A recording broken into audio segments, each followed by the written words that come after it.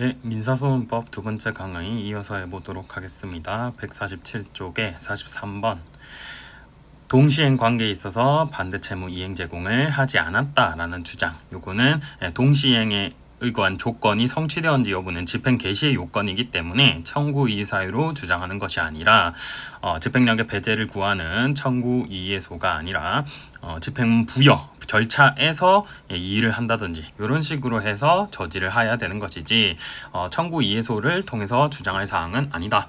자, 청구 이의소 같은 경우에는 확정 판결의 기판력을 가지고, 확정 판결은 기판력도 가지고 집행력도 가지죠. 이 집행력을 가지고 나한테 집행을 들어옴에 있어서 너 이제 나한테 그 청구권을 가지고 집행할 수 없어 라고 하는 게 청구 이의소이고요. 집행 개시라는 거는 그 판결을 받은 측에서 집행관한테 이거 집행 개시해 주세요 라고 하면은 집행관은 그때 집행 개시의 요건을 갖추었는지 여부를 그냥 검토하는 겁니다. 자, 그러니까 채권자가 채무자한테 뭐 해달라라고 했는데 채권자도 할 일이 있는 거예요. 이때 집행관이요, 당신 의무 이행은 했나? 라는 식으로 해서 집행 개시하기 전에 확인을 하는 거죠. 그래서 했다라고 하면은 그와 관련해가지고 상대방 측에서 집행 개시에 관련한 이의 신청 절차에서 제 안 했는데요? 라고 하면서 다툴 사항이지 따로 청구 이의소를 제기해서 저지할 것은 아니다라고 합니다. 저지하는 방식의 차이가 있는 거예요. 이거는 그렇게 보시면 되겠고, 이 법리가 지금 계속 등장하고 있죠. 민법 파트에서도 이거 관련되는 판례 봤었던 것 같은데 이 법리가 계속 등장하고 있습니다. 동시행 관계에 있는 건 집행 개시의 요건. 그다음 청구 이의는 확정 판결 이후 새로 발생한 사유 주장해가지고 너 나한테 더 이상 집행할 수 없어 라고 하는 거. 자, 제3자 이의소는요, 너 나한테 집행할 수 없어. 너는 너 채무자 거를 채무자의 재산에 대해서 집행해야지. 이건 나는 너의 채무자가 아니니까 내 재산에 대해서는 집행할 수 없어 라고 하는 게 제3자 이의소고, 이런 것들은 이해하는 방식에 대해서는 좀 알아두셔야 됩니다. 그 다음 44번 조건의 성취 여부는 이것도 청구 이의 사유가 되지 아니함. 이 비슷한 판례가 되게 많죠. 변론 종결 이후에 새로 발생한 사유라고 하면서 집행을 저지하는 청구 이의소로서 주장할 사항이 아니라 조건의 성취 여부, 이것도 집행문 부여의 소 또는 집행문 부여에 대한 이의의 소에서 주장심이 되어야 할 사항입니다. 집행문 부여, A가 B에 대해서 승소 판결을 얻어요. 그럼 이 판결문이 곧 집행 권한입니다. 여기에 대해서 뭐 예를 들어 B가 사망했다거나 B가 가지고 있던 계쟁물이 이렇게 C에게 이전되었다라고 하면은 여기에다가 하나 붙여서 승계 집행문 부여를 해달라라고 법원 사무관에게 신청할 수 있는데, 이 승계 여부가 불분명한 경우에는 집행문 부여의 소 이런 거를 제기할 수 있습니다. 이 집행문 부여의 소에서 다툴 사항이지 청구의 소에서 다툴 게 아니다. 이런 식으로 얘기가 된 것이고요.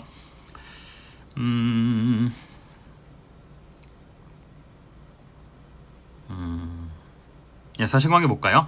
갑주식회사와 을등 사이에 을등 소유 토지에 대한 임대차 계약이 체결되고 특약사항에서 정한 바에 따라 그들 사이에 조정이 성립되어 조정조서가 작성되었는데 을등이 갑회사가 조정 조항에서 정한 금지 의무를 위반하였다는 이유로 집행문 부여 신청을 하여 집행문을 부여받자 갑회사가 자신의 행위는 조정 조항에서 정한 금지 의무에 위반되지 않는다는 등의 주장을 하면서 청구 이의소를 제기했습니다. 근데 갑회사가 조정 조항에서 정한 금지 의무를 위반하였다라는 점은 조정조서의 집행을 위한 조건에 해당하므로 그 조건의 성취 여부는 집행문 부여에 대해서 이의를 제기할 사항일 뿐 청구 이의소를 제기할 사항은 아니다. 이렇게 보았습니다.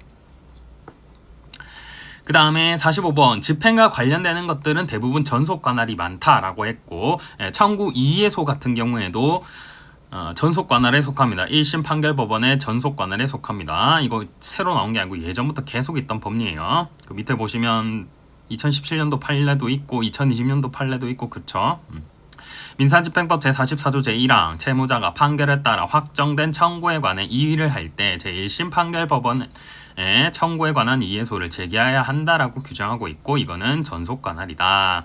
제1심 법원인 지방법원 합의부의 항소심인 고등법원이 한 판결을 대상으로 한 청구 이의소는 그 사건의 제1심 법원인 지법 합의부의 전속 관할에 속한다라고 보았습니다. 기존에 있던 법리고요. 그다음 46번 추한항소에서 1심 판결 후의 사정으로 추한항소가 적법하게 제기는 되었고 그래서 1심 판결 후의 사정으로 소송 종료 선언을 했어요. 소송 종료 선언을 하여서 그 판결이 확정되었다면 1심 판결 후의 사정 때문에 소송 종료 선언 이거 그냥 소송 끝나는 것으로 하자라고 해서 판결이 확정된 거예요. 이 경우 1심 판결에 대한 청구 이의소를 제기할 수 있느냐? 청구 이의소는 언제 제기하는 거냐면 기판력이 발생한 확정 판결이 있고요. 그거 가지고 집행 들어올 때 너 집행할 수 없어. 좀 변종 이후 새로운 사정이 있어 라고 하면서 하는 게 청구 이의소죠. 근데 이 사실관계 보자면 자, 세 번째 줄 추한항소가 제기되고 항소심이 추한항소를 각하하지 않은 채 제1심 판결 선고 후의 사정으로 판결로서 소송 종료 선언을 했어요. 1심 판결문이 나왔을 때 이후의 사정을 보니까 이거 그냥 소송 종료 선언을 함이 맞다라고 해서 그 판결이 확정되었다면 이제 1심 판결 받은 부분의 형식적 확정력은 소멸하였습니다. 형식적 확정력이 왜 소멸했죠? 소송 계속이 추한항소로 다시 발생했고 그게 다시 항소심에 올라가서 소송 종료 선언으로 끝난 거예요. 결과적으로. 그러다 보니까 제 1심 판결문의 형식적 확정력은 소멸되어 있으니까 그에 대한 청구 예소도 제기할 수 없다라고 합니다. 그 다음에 47번 계속해서 시적 범위와 변론 종결 후 사유. 이 실적 범위와 관련되는 게 청구 이의소이기 때문에 청구 이의소는 반드시 정리를 잘 해두셔야 되고요. 새로운 법리가 나오는 건 없습니다. 47번도 기존 법리 그대로예요. 전소 변론 종결 후에 새로 발생한 사유의 의미. 자, 전소 변론 종결 시점을 기준으로 해서 그 전에 발생한 사유는 주장할 수 없다. 이게 뭐죠? 차단효, 실권효. 하지만 변론 종결 후에 새로 발생한 사유는 주장한다 하더라도 전소 확정 판결에 기판력에 반하지 않으니까 할 수 있다. 이게 기판력의 시적 범위와 차단효 문제였죠. 자, 근데 이때 새로 발생한 사유라는 것은 넘어가셔서 첫 번째 줄 새로 발생한 사유라 함은 새로운 사실관계를 말하는 것이지 기존의 사실관계에 대한 법적 평가를 달리한다. 이러한 사정은 포함하지 않습니다. 그래서 이거 제가 별표까지는 안 쳐놨는데 구체적 사실관계 보시면 원고가 본소로 보험회사인 피고를 상대로 티눈 및 굳은 살 치료를 위해서 냉동 응고술에 대한 질병수술비 지급을 구하였고 피고는 원고에게 이미 지급한 보험금 반환을 청구한 사안입니다. 자, 원심은 전소 판결 이후 원고가 피고에게 반복적으로 과다한 보험금을 청구한 사실. 이게 전소 사실심 변종 후 발생한 새로운 사유에 해당한다라고 보아서 주장할 수 있다라고 봤어요. 그래서 기판력에 의해서 차단되지 않는다라고 봤어요. 근데 대법원은 원고가 전소 사실심 변론 종결 이후 추가로 다액보험금을 청구하거나 지급받은 사실은 원고가 보험금을 부정취득할 목적을 가지고 이 사건 보험계약을 체결하는지 여부, 즉 기존의 사실관계에 대한 새로운 증거자료에 해당할 뿐 새로운 사실관계가 발생한 경우로는 볼 수 없다라고 했어요. 조금 헷갈릴만 하기는 해요. 원심 입장에서도 이거 사실관계 새로 발생한 거 맞지 않냐라고 볼 수도 있을 것 같아요. 근데 대법원은 이게 새로운 사실관계가 발생한 경우라고는 보지 않아가지고 전소 판결의 기판력이 이 사건에 미치지 않는다라고 본 원심은 기판력에 관한 범위를 오해한 부분은 있지만 결과적으로는 질병수술비 청구권은 발생하지 않았다. 결론에 있어서는 원심이 타당하다. 이렇게 본 사안입니다. 좀 헷갈리면 했던 것 같은데 사실관계까지 해서 좀 봐두시면 될 것 같고 중요도가 높은 것 같지는 않아요. 그 다음 48번 요 가족법 파트에서 봤던 판례죠. 상속 포기한 자들은 집행문 부여에 대한 이의를 통해 가지고 집행 배제를 구할 것이지 청구 이의소를 구할 것은 아니다. 청구 이의소로 구하는 건 뭐가 있었죠? 한정승인 같은 경우에는 청구 이의를 통해서 집행을 배제를 구할 수 있다. 상속 포기한 사람들은 나한테 나의 재산에 대해서 집행 못해요. 나는 채무를 상속하지도 않았어요. 왜 채무를 상속하지 않았죠? 상속 포기했으니까. 그러니까 여기 집행문 부여에 대한 이의를 함으로써 집행문 부여가 아까 뭐라고 했어요?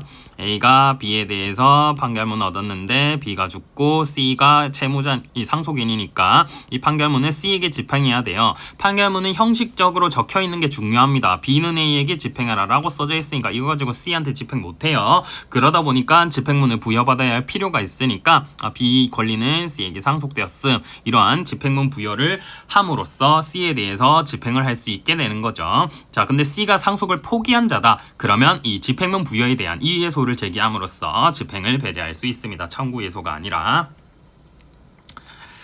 민사집행법 제34조의 집행문 부여에 관한 이의 신청을 하거나 45조의 집행문 부여에 대한 이의의 소를 제기할 사항이지 44조의 청구 이의 소를 제기할 사항은 아니다. 그 다음에 49번 변론. 이거는 우리가 알고 있던 법리에 약간 확장된 법리라고 보시면 되고요. 이건 너무나 중요합니다. 자, 변론 종결 이전에 상계 적상에 있었지만 종결 이후 상계 주장을 하게 되면은 우리 대법원은 이러한 상계 주장은 상계 적상이 있었던 때를 기준으로 하는 게 아니라 상계 의사 표시가 변론 종결 후에 있었기 때문에 차단되지 않는다라고 보았었죠. 비슷한 논의로 건물매수 청구권도 있었죠. 그래서 학설 논의, 실권설, 비실권설, 상계권 건물매수 청구권, 비실권설 이런 견해 대립이 있었고 판례는 상계권이랑 건물매수 청구권만 실권되지 아니한다. 또 하나 뭐 있어요? 한정 승인도 사실 포함됩니다. 판례에 의하면. 자, 이런 것들이 있습니다. 근데 이거는 사실관계가 상계를요 변론 종결 이전에 하기는 했어요. 변론 종결 이전에 했어요. 하기는 했어. 근데 변종 이후에 법원의 판단이 이루어진 겁니다. 그러면은 이거 청구예소 44조 변론 종결 뒤에 생긴 사유에 해당하느냐? 좀 헷갈릴 수 있죠. 이전에 상계를 했는데 이후에 법원 판단이 이루어진 경우 이거 변종 뒤에 쓴 걸로 봐야 되냐? 예, 우리 근데 대법원이 변종 뒤 사유로 보았습니다. 청구이의가 가능하다라고 보았어요. 집행권한이 되는 확정 판결의 사실심 변론 종결 이전에 별수에서 그 채권에 관하여 소송상 상계 의사 표시가 이루어지고 해당 확정 판결의 사변종 이후에 별수에서 소송상 상계 주장을 받아들이는 법원 실질적 판단이 이루어지는 경우 그 판단이 집행권한이 확정 판결의 기판력에 저촉된다는 등의 특별한 사정이 없는 한 이러한 사유는 해당 확정 판결의 사실심 변론 종결 이후에 생긴 것으로 집행력의 배제를 구하는 적법한 청구 이의 사유가 된다. 왜 이렇게 보느냐? 먼저 1번 우리가 아는 법리들 그냥 다 논거가 됩니다. 소송상 방어 방법으로서의 상계항변은 수동채권의 존재, 수동채권이 소구채권이죠. 소로서 구하고 있는 채권. 수동채권의 존재가 있음을 전제로 하여 행해지는 일종의 예비적 항변으로서 494조 민법 제493조 제1항에 상계 의사표시가 포함되어 있는 이상 소송상 상계 의사표시가 상대방에게 도달하면 민법상 상계 효과는 발생한다. 다만 이러한 실체법상의 효과는 해당 소송에서 소송채권의 존재 등 상계에 관한 법원의 실질적 판단이 이루어지는 경우에 확정되고 법원의 실질적 판단이 이루어지지 않은 채 해당 소송이 종결된다면 소멸된다라고 보아야 된다. 이거 지금 뭐를 설시하고 있는 거예요? 상계도 예외적으로 기판력이 있죠. 기판력은 판결의 주문에 한정됩니다. 민사소송법 제218조. 그런데 예외적으로 상계에 관해서는 기판력이 인정되는 부분이 있는데 그때 요건이 뭐예요? 상계가 판단될 것, 법원 판단이 있어야 기판력이 인정되죠. 자, 그러한 법리로서 논거를 하나 설시하고 있고, 그 다음 2번 또 비슷해요. 소송상 상계 주장에 대한 기판력은 자동채권의 존보에 관해 실질적으로 법원이 판단을 한 경우에 발생하는 것이므로 이러한 실질적 판단이 이루어지지 않는 이상 기판력의 실적 범위에 의한 실권효, 차단효는 인정될 수 없다. 또한 소송상 방어 방법으로서의 상계항변은 상대방의 동의 없이 이를 철회할 수 있고, 이것도 우리가 기존에 아는 법리 뭐죠? 소취하에 있어서는 상대방의 동의가 필요합니다. 민사소송법 266조 제2항. 하지만 상계항변은 소취하가 아니죠. 방어방법의 철회죠. 그래서 상대방의 동의 없이도 이를 철회할 수 있고, 제1심에서 상계항변을 제출하여 제1심 판결로 본안에 관한 판단을 받았다가 항소심에서 상계항변을 철회하더라도 이는 방어방법의 철회에 불과하기 때문에 제소금지 원칙도 적용을 받지 않습니다. 그 다음 3번.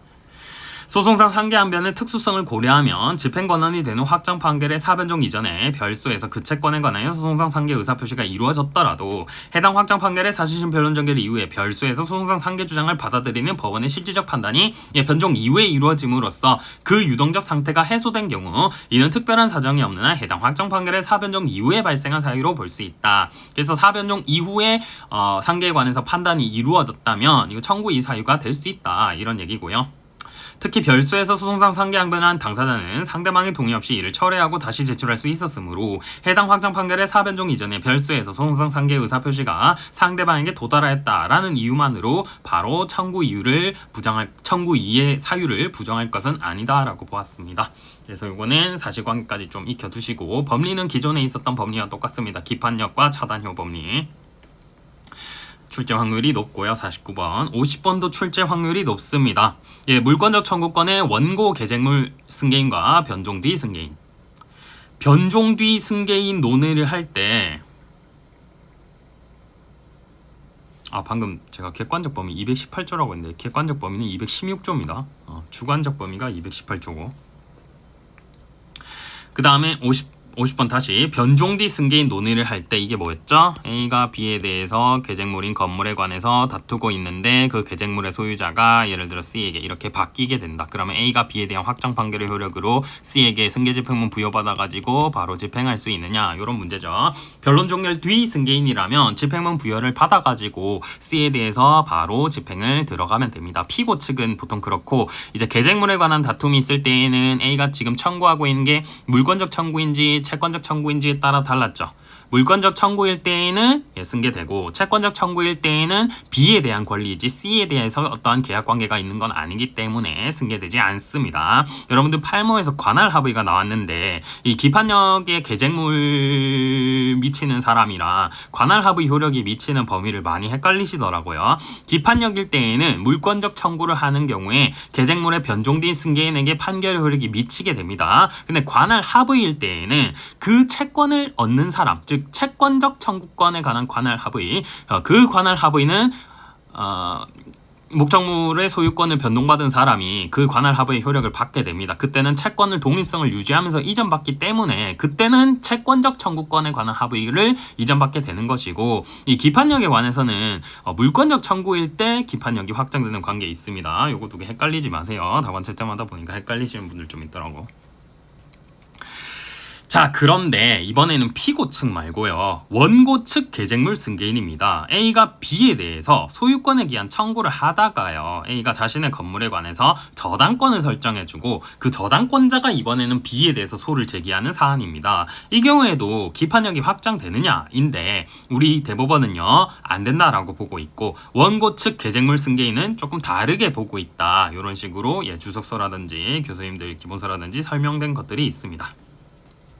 자, 그래서 토지 소유권에 기한 물권적 청구권을 원인으로 하는 가등기 말소 청구 소송의 소송물은 가등기 말소 청구권이므로 자, 이거 소유권에 기한 물청이죠. 가등기 말소 청구권의 부존재 그 자체만 미치고 소송물이 되지 않은 소유권이 있냐 없냐에는 미치지 않는다. 나아가 청구계약된 확정 판결로 토지 소유자가 갖는 소유권의 내용이나 그에 기초한 물권적 청구권의 실체적인 내용이 변경 소멸되는 것도 아니다. 가등기 말소 청구 소송의 사실심 변종 후에 원고로부터 근저당권을 취득한 제3자는 얘는 근저당권을 새롭게 취득한 자니까 앞에 원고의 소유권이랑 아무 상관없어요. 소유권이랑 근저당권에 기한 물권적 청구랑 다른 거예요. 소유권에 기한 물청, 근저당에 기한 물청 다른 겁니다. 근저당권을 취득한 제3자는 적법하게 취득한 근저당권의 효력으로서 이 담보권자도 물권적 청구권을 갖게 됩니다. 자, 패소자의 가등기 말소 청구권을 승계하는 것이 아닙니다. 예, 근저당권의 효력으로서 물권적 청구권을 가지는 거예요. 370조에서 214조를 준용하고 있습니다. 민법 370조에서 214조를.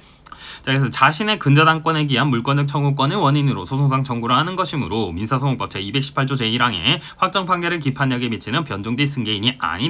따라서 토지 소유권에 기한 가등기 말소 청구 소송에서 청구 기각된 확정 판결의 기판력이 변종 후 원고 측으로부터 근저당권을 취득한 제3자가 근저당권에 기하여 같은 가등기에 기한 말소를 하는 경우에는 기판력이 미치지 아니한다라고 보았고요.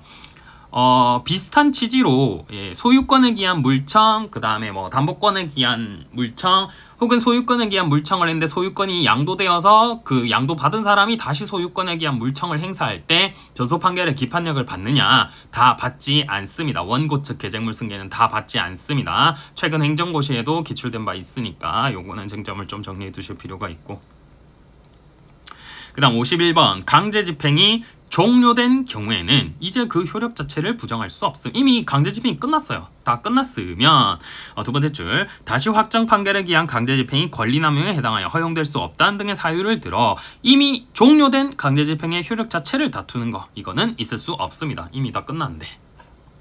보시고 집행을 들어올 때 하는 게 청구 이해소고, 그 다음 내 재산에는 집행 못해 제3자 이해소고요. 그게 아니고 이건 집행이 이미 끝났기 때문에 더 이상 다툴 수 없다.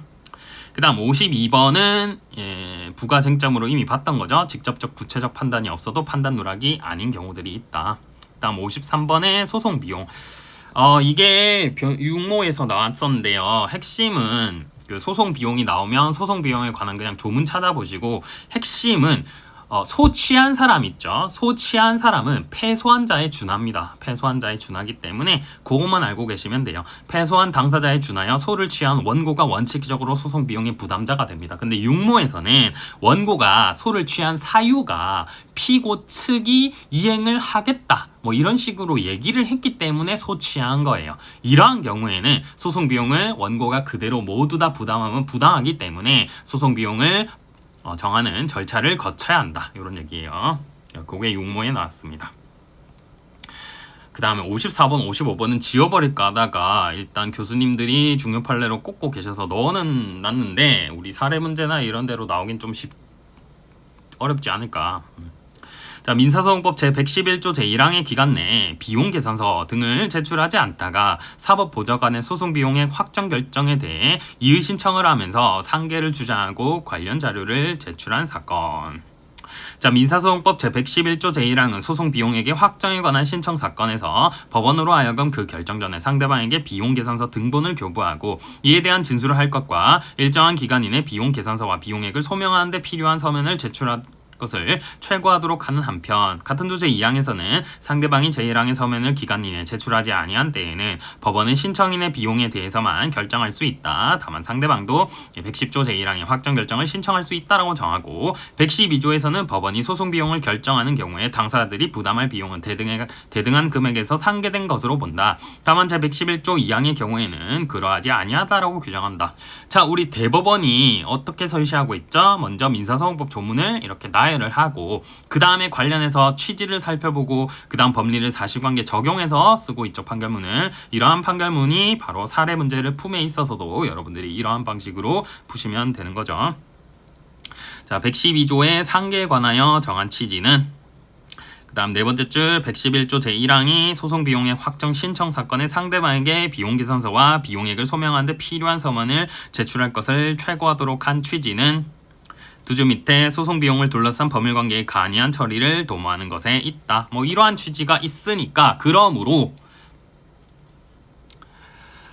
자, 넘어가셔서요. 상대방으로부터 위 소명 서면을 제출받은 법원으로서는 상대방이 민사소송법 제111조 2항 단서에 따라 별도의 소송 비용의 확정 결정을 신청하여 그 결정이 확정되었다는 등 사정이 없는 이상 서면의 내용을 함께 고려해서 소송 비용 분납액을 다시 산정한 후 소송 비용액을 확정해야 된다. 그렇다라는 해석의 법리고요.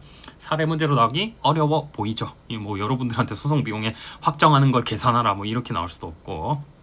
55번도 소 일부가 취하되었거나 청구가 감축된 경우에 변호사 보수액을 어떻게 산정하는데, 이거예요. 감축된 경우, 일부가 취하되거나 감축된 경우, 두 번째 문단, 이 경우에는 그 감축된 부분에 해당하는 변호사 보수는 감축 전 청구를 기준으로 한 변호사 보수에서 감축 후 잔존 청구를 기준으로 한 변호사 보수를 공제하는 방식, 그런 식으로 산정한답니다. 이것도 지워버릴까? 54, 55분은 그냥 잘 모르겠으면 지워버리세요. 객관식에는 나올 수 있으니까 뭐 한 번쯤 봐두시고. 그다음 56번 본래적 급부와 함께 집행불능 시 대상적 급부 이행을 명한 판결에 청구 이해소가 제기된 사안. 제가 사실 작년에 나올 거다 한 건 이 판례였는데, 이 판례가 아니라 그냥 올해 변시에 단순 병합이 나오긴 했죠. 근데 이 판례는 아니었습니다. 집행불능 단순 병합이 나오긴 했는데, 집행불능 단순 병합이 사실 변리사 시험에 작년인가 재작년에 나왔어요. 그래서 변호사 시험에 나올 게 충분히 예상되던 사안이었습니다. 이 집행불능 단순 병합 사안이 8모에도 나왔죠. 근데 이거를 잘 못 쓰셨더라고요. 잘 못 쓰셨으면 기출 분석이 안 된 거예요. 올해 변시에도 나온 건데. 자, 채권적 청구권에 기하여 물건의 인도를 구함과 동시에 그 집행불능에 대비하여 손해배상하는 경우 그중 대상적 급부인 손해배상 청구는 390조 이행불능으로 인한 전부배상 또는 민법 제395조 이행지체로 인한 전부배상을 구하는 것으로서, 이러한 청구의 병합은 현재 급부해라 라는 청구, 현재 청구와 본래적 급부 청구와 사실심 변종 후에 발생하는 변종 후입니다. 사실심 변론 종결 전에 이게 이행이 되는지 이행이 안 되는지 모르니까 소송 청구를 병합해서 하면은 그거는 예비적 병합이에요. 양립 불가능한 경우입니다. 하나는 이행이 되는 거고 하나는 이행이 안 되는 거고. 근데 지금 이 상황은 뭐죠? 본래적 급부 청구는 자 변종시를 기준으로 해서 본래적 급부 청구는 당연히 되는 게 전제입니다. 오가 되어야 변종 이후부터 집행까지 집행이 되냐 안 되냐. 자, 이 문제는 별도의 문제라는 거죠. 오가 반드시 돼야 됩니다. 앞에 청구는 앞에 게 X면 뒤엔 당연히 X예요. 판결문을 지금 당장 이행이 안 되는데 집행을 나중에 어떻게 해요? X면 당연히 X예요. 근데 지금 당장 판결을 구할 당시에는 이행이 되는데 변종 이후에 실제 집행을 할 때 이게 집행불능이냐 아니냐를 가지고 청구를 하는 거는 본래적 급부 청구, 요거 현재적 청구는 당연히 되는 것을 전제로 해서 플러스로 해서 집행불능을 대비한 대상 청구를 하는 겁니다. 집행불능을 대비한 거예요. 자, 이거는 장래잉의 소로서 이렇게 두 가지 청구를 합친 것은 단순 병합입니다. 이건 단순 병합이에요. 객관적 병합 파트에서 이 단순 병합 파트를 항상 제가 객관적 병합 제일 먼저 실어 놓는데 설명을 드린 다음에 이해가 안 되면 집행불능이면 그냥 단순 병합으로 가라라고 했습니다. 자, 대상적 급부로서 이행 지체로 인한 전보배상을 구하여 본래적 급부의 이행과 함께 대상적 급부의 이행을 명한 판결이 선고되고 그에 기초하여 본래적 급부에 대한 강제 집행에 착수하였으나 자 그것이 집행불능이 되어 대상적 급부 청구권이 발생하면 채권자는 본래적 급부에 대한 수령을 거절할 수 있게 된다. 따라서 그 후 채무자가 임의로 본래적 급부를 제공하더라도 채권자가 이를 수령하는 등의 특사정이 없는 한 그로써 바로 본래적 급부에 관한 의무 이행에 효력이 발생한다라고 볼 수 없다. 이 뭐였냐면 변종시 전에 주식을 양도해라라고 원물 반환으로 판결이 난 거예요. 근데 실제로 집행을 하려고 보니까 나 주식 사서 못 주겠다라는 식으로 한 거죠. 그럼 집행불능이니까 너 대상 청구 돈 내놔 이렇게 한 거죠. 돈 내놔 하니까 그제서야 주식을 준 겁니다. 왜 이런 사태가 발생하죠? 주식은 시가가 변동하다 보니까 원래 주식을 인도하라라고 할 때 가격보다 지금 사서 줄 때 주식이 훨씬 더 폭락해서 가격이 쌀 때 이런 상황이 발생할 수 있겠죠. 그러면은 지금 더 싸진 주식을 가지고 이행하면 이행이 끝나느냐? 안 된다. 이미 집행불능에 관한 대상 청구권이 발생하였다면 이제는 돈으로 주어야 된다. 이렇게 본 사안입니다. 집행불능 시점에 이제 돈으로 주어야 되고 다시 주식을 사서 준다 하더라도 소용없다. 이런 식의 판례입니다. 근데 이 판례 자체보다는 그러니까 청구 예소 자체보다는 단순 병합인지 여부 검토하는 이게 중요합니다. 봐두시고 그 다음에 57번 우리가 또 역시나 자주 보고 있는 선택적 병합입니다. 청구 취지는 하나예요. 예를 들어 1억 원을 청구한다. 근데 그 청구 원인이 부당이득 반환이라든지 불법행위를 주장하고 있다. 1억 원을 받기 위한 방법이 갈라지는 것에 불과하니까 이거는 선택적 병합이라고 보통 보는 거죠. 그래서 2번 보시면 갑등이 투자자 보호 의무 등 위반과 관련한 주장을 하긴 하고 있는데 이게 민법제 390조 체불 손해배상 청구인지 민법제 750조 불법행위 손해배상 청구도 하는 것인지 불분명하다면 일단 성명을 거쳐야 된다. 근데 돈을 청구하면서 청구 원인을 두 가지 다 주장하고 있다면 어쨌든 돈을 받기 위한 방법이니까 하나의 청구 인용을 해제 조건으로 해서 다른 청구의 심판을 구하는 선택적 병합에 해당합니다. 3번 이러한 선택적 병합에서는 어느 하나를 임의로 선택하여 심판할 수 있다. 원심이 수개의 선택적 청구 중 하나의 청구에 대해 일부만 인용하고 나머지 청구는 기각하여 원고와 피고가 모두 상고 또는 부대 상고를 하면 전부 다 상소 불가는 원칙에 따라 이심되고 전부 다 심판 대상이 되죠. 그중 피고의 상고가 이유 있어 원심 판결을 파기하는 경우라면 상고심 후 원심 판결 중 피고 패소 부분 외에 나머지 청구 중 피고 패소 부분에 대응하는 부분이 있다면 함께 파기하여야 합니다. 선택적 병합의 경우 에는 불가분적인 관계에 있기 때문에 파기를 할 때에는 함께 파기해야 된다. 이러한 본인은 성질상 선택적 관계에 있는 청구를 당사자가 심판의 순위를 붙여 청구한다는 취지에서 예비적으로 병합이 뭐예요? 부진적 예비적 병합의 경우에도 부진적 예비적 병합이 합리적 필요성, 논리적 관계성이 있을 때에는 예비적 병합의 심판 순서와 똑같은데 이거는 성질상 선택적 관계에 있다면 원칙은 성질에 따라 선택적 병합으로 보니까 그때는 일반적으로 선택적 병합의 심판 방법과 똑같이 판단합니다. 하면 된다. 그런 식의 판례입니다. 그 다음 58번 부진적 예비적 병합 21년도 판례긴 한데 변호사 시험 모의고사에 재작년에 나온 바가 있고 이게 나왔을 때 좀 많이 못 맞추셨더라고요. 역시 핵심 정리에 있던 내용인데 자, 항소심에서도 새로운 청구 추가됩니다. 항소심도 사실심이기 때문에 새로운 청구 추가되어 민사소송법 262조 청구의 변경, 기절사 동고, 원목균형 해결 써서 해결하시면 되고. 자, 근데 이렇게 새로운 청구가 2심에서 추가되면 2심이 1심으로 재판한다라고 했었죠. 그래서 청구 기각 또는 청구 인용이라는 주문도 내야 되고, 그 다음에 원래 1심에서 재판을 받는 부분에 대한 항소 기각이라든지 뭐 항소 인용 이런 주문도 같이 표시를 해야 됩니다. 주문이 2개가 나가야 됩니다. 이때는 뭐 우리가 다 알던 법리고. 그 다음 부진정 예비적 병합, 이것도 논리적으로 양립할 수 없는 수개의 청구에 관해 하는 게 예비적 병합인데, 논리적으로 양립할 수 있음에도 불구하고 넘어가셔서 합리적 필요성, 논리적 관련성이 있을 때에는 부진정 예비적 병합 청구에서도 허용되는 경우가 있다. 그 예시 하나 외웁시다. 주의적으로 재산상 손해배상을 청구하면서 그 손해가 인정되지 않을 경우에 예비적으로 같은 액수의 정신적 손해배상을 청구하는 것. 자, 불법행위에 관한 손해 3분설에 의하면 재산상 손해 및 정신적 손해는 소송물이 다릅니다. 근데 주의적으로 재산상 손해배상을 청구하면서 예비적으로 같은 액수 정신적 손해배상을 청구하는 게 왜 부진정 예비적 병합 청구에서가 허용되는 경우일까요? 재산상 손해배상은 증거를 통해 입증이 되죠. 정신적 손해배상은요?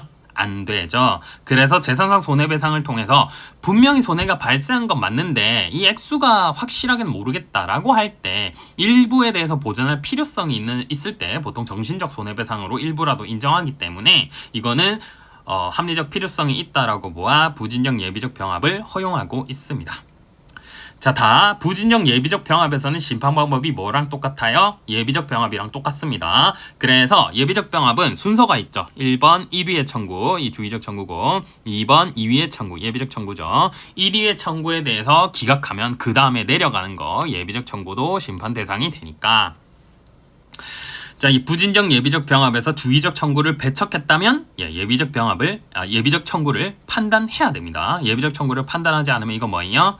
판단 누락입니다. 재판 누락이 아니라 판단 누락입니다. 재판 누락은 단순 병합에서 각각 다 판결을 해야 되는데 깜빡한 거. 그러면은 판단하지 않은 부분은 원심법원에 계속되어 있다. 재판 누락에 해당하니까 원심법원에 기일 지정 신청을 해가지고 다시 기일을 열어서 판결을 받으면 된다 이거죠. 자, 그거랑 달리 선택적 병합, 예비적 병합 같은 경우에는 판단을 하지 않은 부분이 있으면 요거 판단 누락이니까 상소를 통해서 구제해야 된다. 그 얘기를 쓰고 있습니다. 뭐 많이 보신 거니까. 그다음 판결서 이후에서의 판단 표시, 요것도 많이 본 거니까 넘어가겠습니다. 전반적인 이유 주장에 비추어 인용 배척을 알 수 있는 정도란 판단 누락 아니다.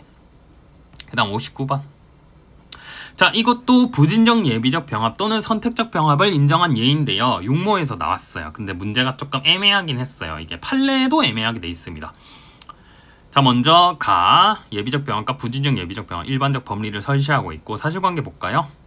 원고는 본소로 이 사건 토지에 관하여 1997년 3월경 대물변제를 원인으로 하는 소위 등 청구의 소를 제기하였지만 본소 청구가 기각되었고 이 사건 토지 인도를 구하는 피고의 반소 청구를 받아들였다. 원고는 이에 불복하여 항소하였다. 원고는 원심에서 이 사건 토지를, 항소심을 말합니다. 원심은 토지를 시효 취득하였다라고 주장한 한편 이를 원인으로 하는 소위 등 청구를 예비적으로 추가합니다.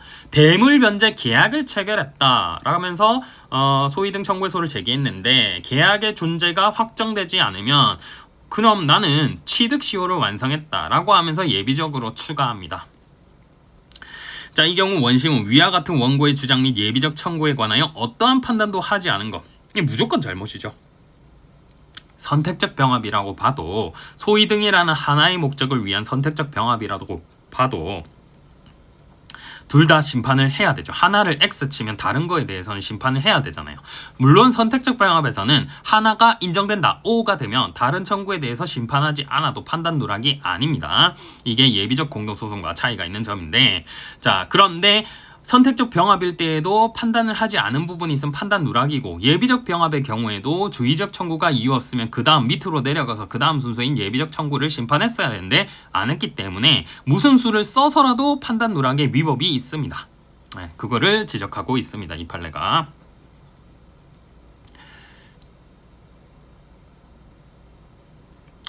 아마 근데 이번에 다를 보면 다음 순위로 어쩌고 한 거 보니까 판례가 부진정 예비적 병합으로 본 것 같습니다. 이거를. 근데 이거는 부진정 예비적 병합이 아니라 선택적 병합으로 봐야 되지 않나, 그런 생각이 드는데 어쨌든 판단을 하지 않은 건 위법이 있습니다. 그 다음 60번 공작물 책임과 선택적 병합의 심판. 자, 758조 공작물 책임에 따른 손해배상을 구한 사안인데요. 이 민법에서도 봤던 건데 볼드. 을 회사가 주장하는 전기요금 절감 서비스를 제공받지 못하게 된 손해는 계약이 이행되지 못함에 따른 것이지 계약상 손해배상 책임이지 758조 손해가 일단 아니라고 봤고요. 선택적 병합이 나오니까 아마 청구에 있어서 둘 중에 하나라고 하면서 청구 취지는 돈 내놔 하고 청구 원인의 계약상 청구 또는 이 법정채권 이렇게 합쳐서 그냥 청구했겠죠. 그러면 다 심판을 했어야 된다. 그런 취지의 내용이고요. 61번도 민법에서 봤던 건데 위에 지역주택조합 가입계약 관련 벌미는 뭐 크게 중요하지 않고 이번에 있는 건 우리 객관적 병합에서 맨날 보는 것들이죠.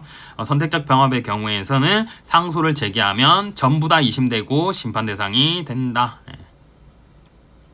파기할 때는 모두 다 파기해야 된다. 그거고요. 넘어가셔서 자, 원고 사실관계 봅시다. 주의적으로는 불법 행위에 기한 손배 청구, 예비적으로는 조합 가입 계약의 무효 또는 취소를 원인으로 한 부당 이득 반환 청구. 뭐예요? 돈을 받기 위해서 청구 원인으로 하나는 불법 행위, 하나는 부당 이득 주장하고 있으니까 요거는 성질상 선택적 관계에 있는 청구를 심판의 순위를 붙여 청구한 것으로서 선택적 병합의 심판법에 따라야 된다. 그렇게 보면 판례고요. 선택적 병합이 판례가 사실 훨씬 더 많아요. 훨씬 더 많은데 사실관계 좀 살펴보면 좋을 것들 그냥 넣어놨습니다. 그 다음에 62번 이거는 변시에 작년에 이미 출제된 건데 반소 별소로 소위 등을 구하는 경우 자, 소송 서류 등이 공시송달의 방법으로 확정된 제1심 판결문을 기초로 등기 관리자가 소위 등을 마쳤어요.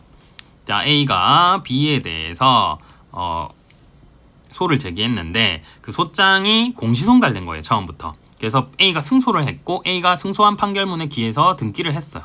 근데 B가 나중에 보니까 나 소장 부분을 받은 적이 없는데 나중에 보니까 공시송달된 거죠. B가 추환항소를 제기한 겁니다. 추환항소를 제기하면서 A가 받은 요 확정 판결의 효력이 취소된 거예요. 취소된 거예요. 아까도 추환항소 제기되어서 소송 종료 선언 나면 1심 판결의 집행력은 없어진다. 이 판례 있었죠? 그거랑 똑같은 판시입니다. 1심 판결이 취소되었기 때문에 A가 등기 마친 거 이거 법률상 원인 없는 등기 되죠. 그래서 등기 의무자로서는 이미 등기 명의를 이전받은 권리자를 상대로 추환항소 절차에서 곧바로 반소를 제기하거나 별소를 제기해서 이전 등기 말소를 구할 수 있다라고 본 거예요. 만약에 확정 판결의 기판력이 존재하고 있다면 그 확정 판결을 추환항소 내지 재심을 통해서 깨뜨린 다음에 등기 원인의 무효를 주장하면서 말소를 청구할 수 있다. 그 법리가 여기 판례에도 적용된 거예요. 그래서 1심 판결이 취소되고 사라지면 확정 판결의 기판력 효력이 사라진 것이니까 말소 등기 절차를 구하여도 된다. 그게 아니라면 기판력의 효력에 따라 모순금지설에 따라 등기 발소 구할 수 없잖아요. 원칙적으로는. 근데 이거는 깨져서 할 수 있다라고 본 사안입니다. 반소, 별소로 구할 수 있다. 그 다음에 상속 포기와 수개 신청. 나 상속인 아니야 라고 하는 게 집행문 부여에 대한 이의소 또는 집행문 부여에 대한 이의 신청을 통해서 구제받는다라고 했었죠. 자, 이번에는 그 포기한 측이 아니고 소를 제기한 측에서요. 저 사람이 상속받은 사람이야 라고 하면서 수개 신청을 한 거예요. 했는데 알고 보니까 그 사람이 수개한 게 아니었던 거죠. 상속 포기를 해서 제2순위 상속인이 받았던 거죠. 그러면 기존에 신청했던 수개 신청의 결과는 어떻게 되는데 수개 신청은 기각하게 됩니다. 이거 수개 신청 기각설, 수개 신청 각하설, 청구 기각설이라고 해서 학설 대리 핵정에 있는 거 기억나시죠? 243조와 관련한 해석입니다. 자, 갑이 을을 상대로 제기한 소송의 제1심 변론 중계로 을이 사망하였고 이후 제1심 판결이 선고되었는데 갑이 제1심 판결에 대하여 항소를 제기한 다음 을을 그의 자녀인 병과정으로 변경하는 당사자 표시 정정을 신청하였으며 원심이 이들을 을의 적법한 소송 수개인으로 인정하여 소송 절차를 진행한 후 병과정을 을의 소송 수개인으로 표시하여 판결을 선고하였으나 정의 원심 계속 중 을에 대한 상속포기 신고를 하여 그 신고가 수리되었던 사안입니다. 정은 상속포기 신고가 수리되어 처음부터 상속인이 아니었던 것으로 되므로 수개 신청은 부적법함으로 기각하면 됩니다. 243조에 따라 기각합니다. 과거 판례 중에 각하한 것이 있지만 243조가 수개 신청을 기각한다라고 했기 때문에 기각을 하면 됩니다. 근데 각하하는 경우도 있긴 하죠. 신청을 각하하는 경우가 있긴 하죠. 완전 상관없을 때. 완전 상관없는 사람이 뜬금없이 들어왔을 경우에는 각하할 수 있습니다. 이거 그 수괴 파트가 아니라 승계 참가에서 말씀드리는 건데, A가 B랑 다투고 있어요. 근데 이 계쟁물이 C에게 이전되었다라고 하면서 C가 승계 참가를 하는 거죠. 자, 이 계쟁물 강남에 있는 건물이다 라고 하면은 이때 알고 보니까 C가 승계한 게 아니었더라. 이때는 뭐예요? 참가 신청을 기각합니다. 참가 신청을 기각해요. 주장 자체로는 일단 이 건물에 관한 주장은 하고 있으니까. 근데 만약에 건물이 강남에 관해서 A가 싸우고 있는데 갑자기 저기 목동 건물을 갖고 오면서 B가 아니라 C가 이 목동 건물을 가지게 됐어 라고 하면은 이 뭐예요? 우리 지금 계쟁물이랑 아무 상관없는 뜬금포 목적물을 가져왔네? 이런 것들은 각하할 수 있습니다. 이렇게 보시고 그 다음에 64번 이것도 계속 설명드린 부분인데 22년도 판례니까 좀 나온 지 됐죠. 독당 참가 소송에서 판결을 취소 변경하여 선고할 필요가 없는 경우도 있다. 결과에 있어서 똑같을 때는. 이거 기판형 문제입니다. 독당 참가라고 돼 있는데 기판형 문제예요 사실. 갑과 을은 병과 토지 매매 계약을 체결하고 갑과 을이 병이랑 같이 체결했어요. 1억 원을 지급했고 을은 병에게 매매 계약이 무효임을 이유로 다시 1억 원 부당이득 반환 소를 제기합니다. 내가 단독 매수인이다 라고 주장한 거예요. 갑도 자신이 단독 매수인임을 주장하면서 부당이득 반환을 구하는 독당참을 합니다. 자, 독당참 참가 취지, 참가 이유, 소송 요건을 갖추어서 하면 되죠. 이거 지금 이유가 뭐죠? 양립 불가능이다. 매수인은 한 명밖에 없다. 같이 매수했다 이게 아니라 계약상 매수인은 한 명밖에 없는데 그게 서로 나다 주장하고 있으니까 양립 불가능한 경우로서 독당 참가를 할 수 있는 경우입니다. 이거. 자, 선행사건의 제1심 법원이 근데 보니까 갑과 을이 공동으로 토지 매수했다라는 거예요. 그래서 매매계약은 무효가 아니라는 이유로 갑을의 청구를 모두 기각하였다. 을이 이에 대해 항소합니다. 그러면서 항소심에서 이제 인정하는 거예요. 사실은 공동 매수인이다 라고 하면서 나 5천만 원만 달라라고 청구 취지를 감축합니다. 근데 자, 선행사건의 항소심 법원은 갑의 청구는 항소심 심판 범위가 아니라며 판단하지 않았어요.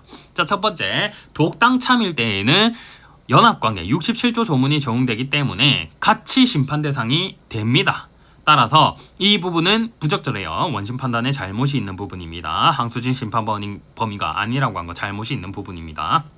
그 다음 을의 청구에 대해서는 매매계약이 무효로 되었으므로 병은을에게 계약금의 2분의 1인 5천만 원을 반환할 의무가 있다라는 이유로 1심 판결 중 을 패소 부분을 취소하고 을의 감축된 5천만 원 청구를 다시 인용하는 판결을 선고하고요. 항소심 판결에 병이 다시 상고하였지만 상고기각 판결로 확정됩니다. 확정됐어요. 갑 부분도 확정된 겁니다. 그 후에 갑이 매매계약은 무효이고 갑자기 공동 매수인이라는 주장을 합니다.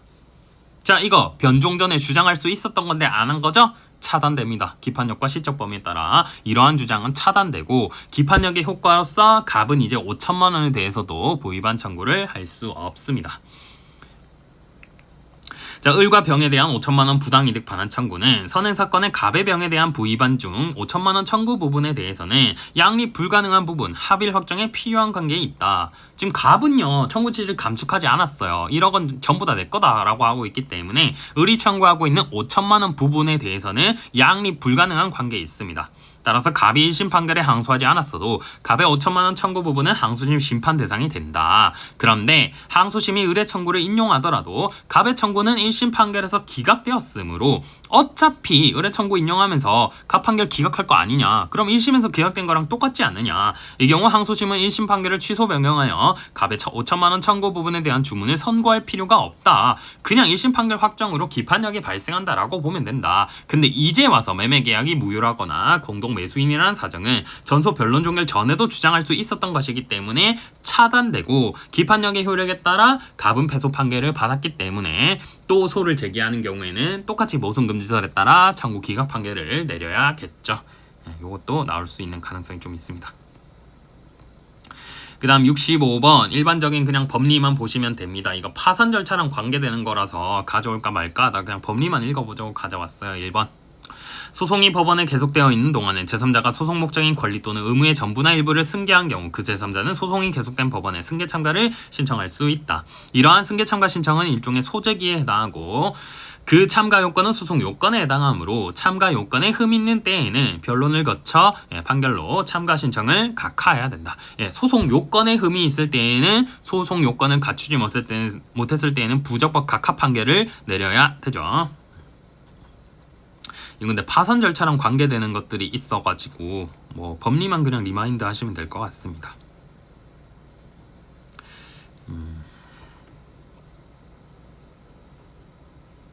법리만 리마인드 하세요. 파산법 뭐 저도 모르겠네요. 법리만 리마인드 합시다. 그 다음 4번 넘어가셔서 독당참. 다른 사람 사이에 소송이 계속 중일 때 소송 목적의 전부나 일부가 자기 거라고 주장하거나 양립 불가능한 참가 이유. 그 다음 소송 결과에 따라 권리가 침해된다. 사해의사설이죠. 사해의사설, 학설대리, 판이사, 판결효설, 이해관계설, 사해의사설이 있지만 우리 판례는 사해의사설을 취하고 있다. 소송 결과에 따라 권리가 침해된다라고 주장하는 제3자가 당사자로서 소송에 참가하여 세 당사자 사이에 서로 대립하는 권리 또는 법률관계를 하나의 판결로서 모순 없이 일시에 해결하고자 하는 것이다. 따라서 이 경우에는 민사소송법 제67조 연합관계에 따라서 모두 다 심판 대상이 된다. 이런 것이죠. 기본 법리 한번 리마인드 하시면 되겠고 66번도 뭐 너무나 많이 보시던 거죠. 부대항소라는 표현을 쓰지 않았다 하더라도 상대방의 주장에 관해서 다투는 취지가 있다면 그냥 전부 다 부대항소입니다. 그 다음 67번 동시행의 항변과 불변금 415조 일방 당사자의 금전 채권에 기한 동시행 주장을 받아들인 판결의 경우 반대 당사자는 금전 채권에 관한 이행을 하지 않고서는 자신의 채권을 집행할 수 없으므로 동시행 주장을 한 당사자만 항소하였음에도 항소심의 1심 판결에서 인정된 동시행 주장을 공제상계 주장으로 바꿔 인정하는 거 이거 불이익 변경 금지 원칙에 반한다라고 보았습니다. 동시행이 조건으로 붙어 있으면 이거 집행 개시 요건이랬죠? 집행할 수 있네 없네 할 때 판단하는 중요한 사항이기 때문에 이거 멋대로 법원이 공제 또는 상계 주장으로 바꿔 인정하면서 바로 이행하라 이렇게 하는 건 불이익 변경 금지 원칙에 반한다라고 합니다. 그 다음에 상고 이유서에 이유를 기재하지 않은 경우 상고제기 항소제기 기간 14일이죠. 판결 정보는 송달받고 14일 이내 하면 되죠. 자, 근데 일단 급하니까 상고장은 제출하고 상고 이유서는 추후 제출하겠습니다 라고 하는 거죠. 근데 이 추후 제출한 상고 이유서에 어떤 점이 법령에 위반되었는지가 명시되어 있지 않은 경우에는 상고 이유서를 제출하지 않은 것으로 취급할 수밖에 없다라고 보는 거죠. 그럼 상고는 부적법 각하 판결을 받게 되겠죠. 자, 마찬가지 69번 항고 이유서에 관한 판례들. 항고 이유서도 이제 민사소송법에 새롭게 들어왔습니다. 그거가 관련된 내용들인 거예요. 자, 민사집행법 15조 제3항에 의하면 집행 절차에 관한 집행법원의 재판에 대하여 즉시 항고를 한 항고인이 이거는 항소가 아니라 항고네요. 항고 이유서네. 항고장에 항고 이유를 적지 아니한 때에는 10일 이내 항고 이유서를 제출해야 된다. 근데 민사집행법 제15조 제2항에서 항고장 제출기간은 불변기간이라고 규정하고 있는데 항고 이유서 제출기간은 불변기간이라고 정하고 있지 않습니다. 기간을 신축할 수 없는 거. 자, 불변기간일 경우에는 추한 항고라든지 추한 항소를 통해 구제받을 수 있죠. 그럼 불변기간이 아니면 추한은 못하지만 기간을 느리거나 줄일 수는 있어요. 그게 신장이라고 합니다. 신축. 자, 그래서 이 경우에는 불변기간이라고 법문에 적혀 있어야 불변기간인데 안 적혀져 있으니까 추한 항소에 관한 추후 보완에 관한 조문은 적용되지 않고, 그러나 민사소송법 제172조 제1항에 의하면 법원은 불변기간을 제외한 법정기간을 늘리거나 줄일 수 있으므로 항고이유서 제출기간을 늘리는 건 가능하다. 그래서 항고인이 책임질 수 없는 사유로 말미암아 항고이유서 제출기간을 지킬 수 없었던 경우라면 법원은 제출기간이 지난 후라도 제출기간을 늘릴 수 있습니다. 그렇게 보시면 되겠고, 그 다음이 이제 항소이유서와 관련된 내용들이네요. 자, 민사소송 규칙 항소이유서에 적어 제출해야 되고 블라블라 보시면 되겠고요. 이번 갑이 제1심 판결에 대하여 항소하며 항소장 이유란에 원심 판단은 사실을 오인하여 판결에 영향을 미친 위법이 있어 이 사건 항소에 이르렀습니다. 이렇게 쓰면 너무 일반적이죠. 뭐가 위반되는지를 적시를 해야 되는데 보니까 구체적인 항소 유서는 추후 제출할 것입니다 라고 기재했어요. 그럼 제출해야 되죠. 근데 항소 유서를 제출하지 않았습니다. 따라서 어떠한 부분을 다투는지 특정할 수가 없기 때문에 위와 같은 기재는 민사소송법 제402조의 3 제1항 단서에서 정한 항소장의 항소 유서가 기재되어 있는 때에 해당하는 적법한 항소 이유 기재로 볼 수 없기 때문에 항소는 부적법하다. 이렇게 본 사안이겠죠. 그 다음 항소 이유서 제출 기간도 불변 기간이 아니기 때문에 연장할 수 있습니다. 기간의 신축이 가능해요. 아까 항고 이유서랑 비슷합니다. 이유서 이건 다 불변 기간이 아니에요. 일단 개정된 조문도 있으니까 한번 읽어보겠습니다. 항소장의 항소 이유를 적지 아니한 항소인은 민사소송법 제400조 제3항에 따른 항소기록 접수의 통지를 받은 날부터 40일 이내 항소 이유서를 항소법원에 제출해야 된다. 402조의 2제1항 40일 이내요. 항소 이유서. 상고법원은 항소인의 신청에 따른 결정으로 항소 유서의 제출 기간을 1회에 한하여 1개월 연장할 수 있으나 항소인이 그 제출 기간 내 항소 유서를 제출하지 아니한 때에는 항소법원은 결정으로 항소를 부적법 각하 판결을 내려야 된다. 각하 결정을 내려야 된다. 부적법 각하 결정. 보다 간이하게 하는 거죠. 각하 결정. 자, 민사소송법 제402조의 제2항에 따라 항소이유서 제출기간을 연장하는 결정이 내려졌다면 항소이유서 제출기간은 40일의 연장된 기간을 합산한 기간으로 변경된다. 항소이유서 제출기간은 합산하여 변경된 기간의 말일로 만료하는데 기존의 항소이유서 제출기간이 연장된 경우 연장 전 기존의 제출기간이 말일이 토요일 또는 일요일이라 하더라도 40일에 연장되는 기간 며칠 해볼까요? 플러스 10일이라고 하면은 10일 뒤는 당연히 토요일 또는 일요일은 아니겠죠. 자, 그 전에 있었던 말일은 변경된 기간의 중간에 불과하므로 추가로 2일이 더 연장되는 건 아니라는 겁니다. 연장된 제출기간의 말일이 토요일 또는 공휴일이더라도 기간의 말일이 토요일 또는 공휴일에 해당한 때에는 기간은 그 이 일로 만료한다라는 내용의 민법 제161조가 적용되지 않는다. 자, 그러니까 기존의 항소유서 제출기간의 말일이요 일요일이었다라고 해봅시다. 그러면 그 다음날 이렇게 하루가 연장되는 효과가 있죠. 자, 그런데 이 일요일이라고 했는데 여기서 20일을 추가한 거예요. 20일을 추가하면 안 되겠다. 10일을 추가합시다. 10일을 추가하면 자 7일 후는 일요일인데 10일이 추가됐으니까 월, 화, 수 수요일에 끝나죠. 수요일에 끝나니까 이건 그냥 수요일까지 하면 된다. 여기에 대해서 그 전에 있었던 말일이 있으니까 1일 더 추가해서 목요일까지 해야 된다. 이런 주장은 받아들일 수 없다라고 본 판시입니다. 자, 그 다음에 파기환송 판결의 기속력. 이거 무슨 역 이런 거 기판역일 때에는 주객시, 기속력일 때에도 주객배, 참가적 효력일 때에도 주객배 이렇게 외우는 게 있었죠. 자, 기속력일 때에는 주관적 범위, 객관적 범위, 배제 사유를 외우셔야 되는데 두 문자로 주관적 범위는 상급심 법원도 구속하게 된다. 다만 대법원 전원합의체는 구속하지 않는다 이거고 객관적 범위는 뭐예요? 판결의 전제가 되는 소송 요건에 관한 판단에도 파기환송 판결의 기속력이 미치기 때문에 대법원이 소송 요건은 갖추었는데 결과가 다르다라고 했는데 파기환송심에서 소송 요건은 갖추지 못한 부적법함으로 소각하 판결을 하면은 파기환송 판결의 기속력이 어긋나죠. 이것도. 그 다음 마지막으로 배제 사유가 있습니다. 기속력은 언제나 발생하는 게 아니라 판사법일 때에는 배제됩니다. 그게 판결 변경, 사실관계 변경, 법률 변경일 때에는 기속력이 인정되지 않고 다른 판결을 할 수 있습니다. 기존에 있던 법률 그대로니까. 그 다음 73번 민사소송법 제451조 1항 제8호의 재심사유. 자, 이거는 세 번째 줄 판결의 기초가 된 민사나 형사 판결 그 밖의 재판 또는 행정 처분이 다른 재판이나 행정 처분에 따라 바뀐 때 확정 판결이 바뀐 때를 의미합니다. 여기서 사실 인정의 자료가 되었다라고 하는 것은 변경된 재판 내용 등이 확정 판결 주문에 영향을 미치는 사실 인정의 자료가 된 경우를 의미하므로 변경 전 재판 내용 등을 제외한 나머지 증거들에 의하여도 판결 주문에 아무런 영향을 미치지 않아서 판결이 바뀔 이유가 되지 않는다라고 하면 재심 사유가 되지 않습니다. 이러한 법리만 아시면 되겠고요. 사실관계가 문제로 출제되기는 어렵다라고 보입니다. 증거 가지고 사실관계 판단해야 되는 거라 가지고 이런 것들은 사례로 나오기는 힘듭니다. 법리 정도 이해해 두시면 되겠고. 그 그 다음에 74번 이것도 기존 법리죠.